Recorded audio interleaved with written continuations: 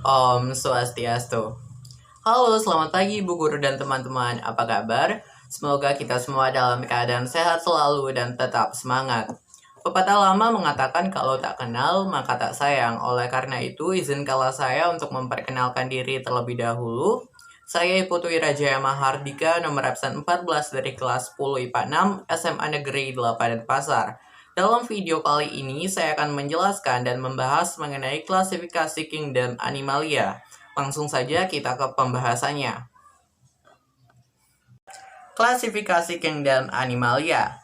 Berdasarkan simetri tubuh dan juga lapisan penyusun tubuhnya, kingdom Animalia ini dibagi menjadi 9 filum yang terdiri dari ini dia. Filum Porifera. Filum Porifera ini adalah kelompok hewan yang hidupnya itu menetap atau sesil di dasar perairan. Nah, tubuh dari hewan Porifera ini mengandung pori-pori atau lubang-lubang kecil yang disebut sebagai ostium.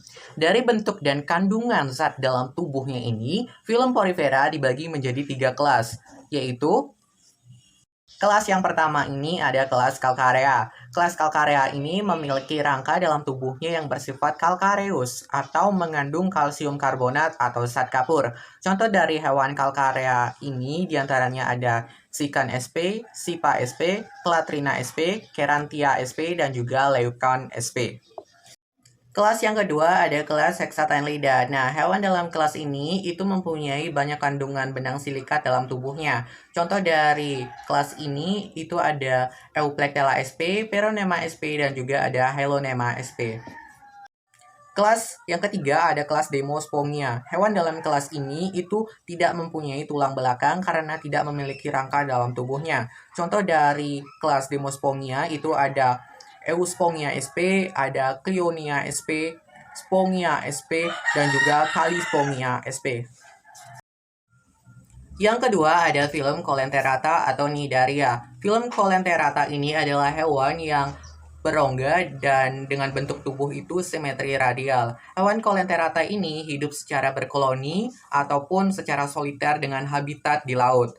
Hewan Colenterata yang hidup secara berkoloni atau berkelompok di laut itu contohnya ada ubur-ubur dan juga anemon. Sementara hewan Colenterata yang hidupnya menyendiri atau soliter di laut contohnya ada hydra.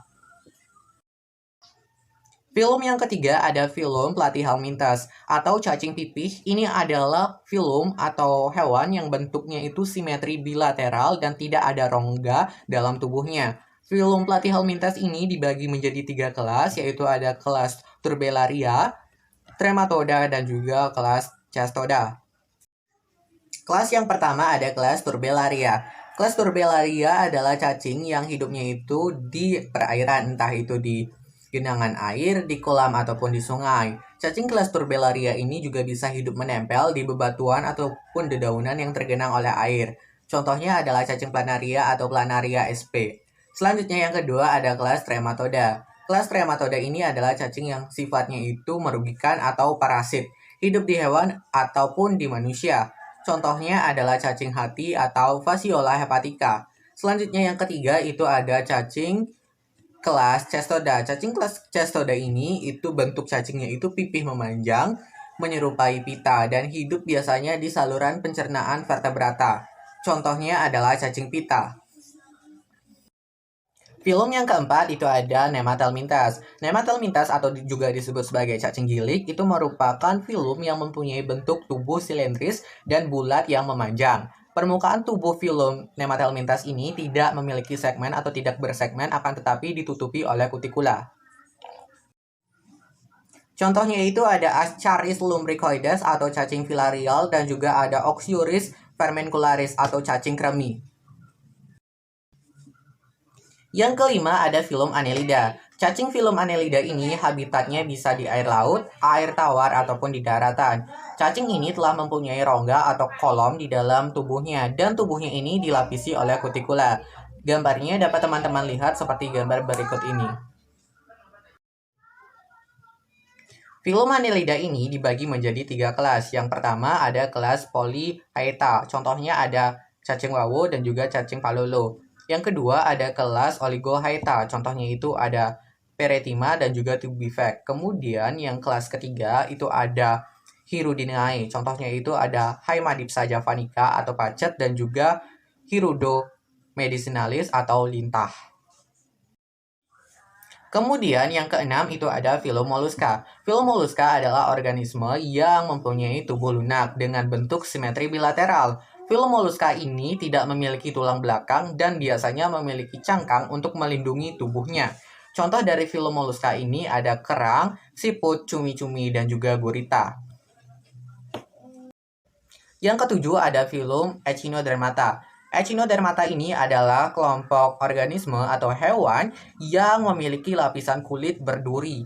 Nah, Echinodermata ini habitatnya hanya di ekosistem laut. Echinodermata tidak dapat kita jumpai di daratan ataupun perairan air tawar, hanya di ekosistem air laut. Echinodermata juga mudah kita kenali karena memiliki lapisan kulit yang berduri. Contoh dari Echinodermata itu ada bintang laut, ada bulu babi, ada timun laut atau teripang, dan Otiuroidea. Yang kedelapan ada filum Arthropoda. Filum Arthropoda adalah organisme atau hewan yang mempunyai tubuh simetris bilateral, berruas-ruas, dan mempunyai kerangka luar atau eksoskeleton yang terbuat dari zat kitin. Contoh dari Arthropoda itu ada semut, tarantula, laba-laba, lipan, dan kaki seribu. Film yang terakhir ada film Chordata. Film Chordata ini adalah film dengan anggota terbanyak dan kelompok terbesar. Film Chordata ini dibagi menjadi 5 kelas, yaitu yang pertama ada kelas ikan atau Pisces. Contohnya adalah ikan tuna, ikan pari, ikan gurami, ikan hiu, dan jenis-jenis ikan lainnya. Kemudian yang kedua itu ada kelas Reptilia atau reptil. Hewan ini biasanya merayap dan juga melata. Contohnya itu ada buaya, komodo, dan juga ular. Kemudian yang ketiga itu ada kelas amfibia atau hewan yang hidup di dua alam. Bisa di darat dan juga bisa di air. Contohnya itu ada katak, kodok, dan juga salamander. Yang keempat itu ada kelas aves atau unggas. Contohnya ini ada burung, angsa, ayam, bebek, itik, dan juga sejenisnya. Dan yang terakhir, yang kelima, ada kelas mamalia atau hewan yang menyusui. Contohnya ini ada kucing, anjing, harimau, singa, beruang, orangutan, dan sejenisnya. Akhir kata saya ucapkan terima kasih atas perhatiannya. Sampai jumpa di pertemuan selanjutnya. Terima kasih.